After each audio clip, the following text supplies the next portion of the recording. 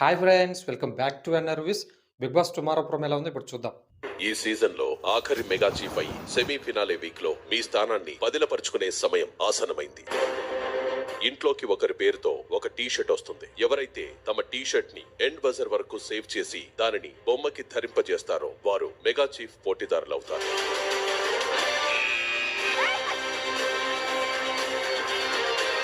ఒరేయ్ ఓపెన్ చేయరా నా టీ షర్ట్ ని.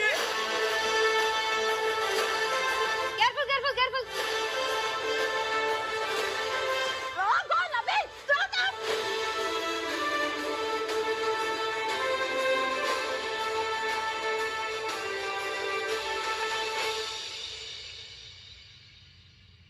చూసారుగా ఫ్రెండ్స్ 'టుమారో' ప్రోమో మీకెలా అనిపించింది? అసలు 'యష్మి' గారైతే ఎంత మాట మారుస్తారంటే, స్టార్టింగ్‌లో ప్రేరణ నా ఫ్రెండే కాదని చెప్పిందా? ఇప్పుడేమో బయట తను నాకు తెలుసు. ఆల్రెడీ మీ ఇద్దరం కలిసి ఒక ప్రాజెక్ట్‌లో వర్క్ చేసామని ఇప్పుడు చెప్తుంది. అసలు ఏది నమ్మాలండి? ప్రతిసారి తన దగ్గర పాయింట్స్ లేనప్పుడు ఏదో అలా చెప్పేసుకుంటూ వెళ్ళిపోతుంది.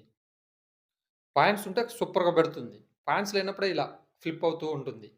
తను ఏడ్చిందంటే ఖచ్చితంగా తను తప్పు చేసినట్టే. ఏడవకుండా మాత్రం ఆడపులిలాగా స్ట్రాంగ్‌గా కౌంటర్ ఇస్తుంది. మనకి ఈజీగా అర్థమైపోతుంది. ఇలా చాలా ఉన్నాయి. ఇది ఒకటే కాదు. చాలా విషయాలలో ఉంది. స్టార్టింగ్‌లో ఉన్న యష్మి అయితే అందరూ అన్నట్టే ఇప్పుడు బ్యాక్ అయిపోయింది. చాలా బ్యాక్ అయిపోయింది. అలాగే నెక్స్ట్ వచ్చేసి ఆదిత్య ఓం గారు అసలు ఏం మాట్లాడారండి అసలు. అసలు భలే అనిపించింది. ఆదిత్య ఓమేనా అలా మాట్లాడుతుందంటే అనిపించింది. ఇదేదో హౌస్‌లో ఉన్నప్పుడు మాట్లాడితే చాలా బాగుండేది అన్నట్టు అనిపించింది. సూపర్ పెట్టారసలు. కాకపోతే ఇప్పుడు బయట నుంచి చూసొచ్చారు కాబట్టి ఇలా మాట్లాడుతున్నారేమో గానీ, హౌస్‌లో ఉంటే తను మాట్లాడలేకపోవచ్చు.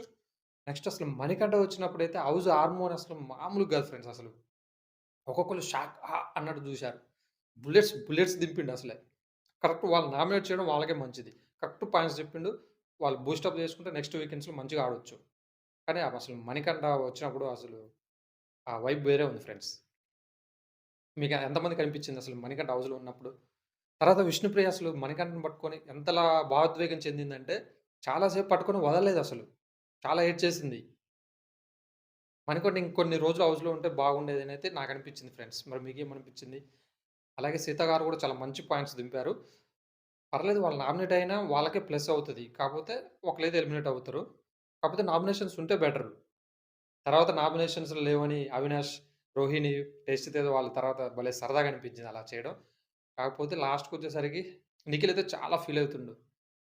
కాకపోతే ఇక్కడ ఏందంటే తన పాయింట్ డైరెక్ట్‌గా చెప్పుంటే ఇంతవరకు వచ్చేది కాదు. కాకపోతే చెప్పిండు తను. చెప్పినా గాని మళ్ళీ తనే వచ్చి మాట్లాడటం, ఫ్రెండ్ లాగానే ట్రీట్ చేయడసరికి అప్పుడు మాట్లాడడం స్టార్ట్ చేసిండు. కాకపోతే ఇంకా క్లారిటీగా చెప్పున్నట్టుంటే బాగుండేదన్నట్టు నాకనిపించింది ఫ్రెండ్స్.